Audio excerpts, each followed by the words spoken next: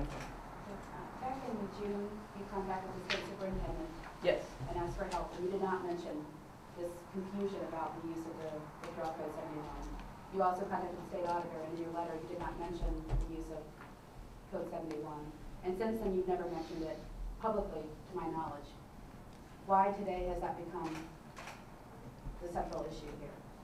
Jennifer, the short answer to that is until today, no one ever knew that there was any question but that a student who met certain thresholds for non-attendance could be withdrawn. As I said at the outset, this is the first time that any state official, to our knowledge, has ever said that. And you can check with other districts. We are unaware of that guidance ever being given to a school. You know, if that was the case, why have / non-attendance? Why not just say withdraw due to truancy? The words non-attendance must add something. And Bill, I didn't, there was a piece of your question I didn't respond to, and I want to... just to follow up on that, this report lists the issues, codes that are a question with each of the 10 Right, schools. right. Only 2 of them issue code 71, and it's only one of many. There's code 40, code 41, code 7. So code 71 is just one of a few different issues at 2 of the 10 schools. Why is that the main concern today about the auditors? Because attendance is the main reason that students were withdrawn, and we can't respond to the specific files because we haven't seen them.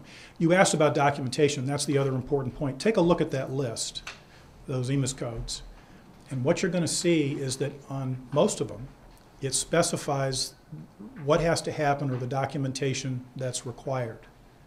Look under Code 71 and tell me what documentation is required according to the EMIS rules. The answer is none. It's blank.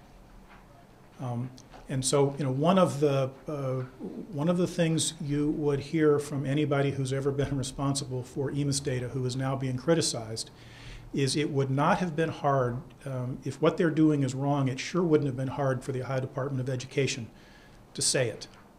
Why didn't they? When you talk about the common meaning, many times courts use the common meaning of what's written out. But this is a technical manual, right? This isn't a law. So you can really take that argument. This is the EMIS manual that was written by some computer people in the state data center.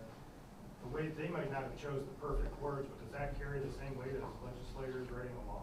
Well, I think that it's if a district is going to be judged by its compliance with rules, the rules ought to be clear. And yeah, I don't think just because you're a computer person it means you can't write. In fact, I think what they write is pretty clear to them. I think we're the ones that have some shortcoming. But the fact is that non-attendance it makes sense to withdraw a student for non-attendance short of truancy. And it certainly makes sense not to count them without having to file truancy charges. I mean, think about this for a minute. One of the statutes triggers truancy at 5 consecutive days of unexcused absence. In an urban district where there may be nobody to give a student an excuse, or there may be lots of instances where there are in fact 5 days of unexcused absences, what if all of those students were trotted down to our juvenile court? What would happen if every student who missed 5 unexcused days was trotted down to juvenile court?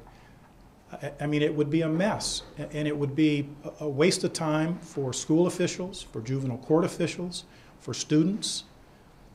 And so it doesn't make sense to require a court order before a student's test score doesn't count because they didn't intend to be taught. It just doesn't make any sense.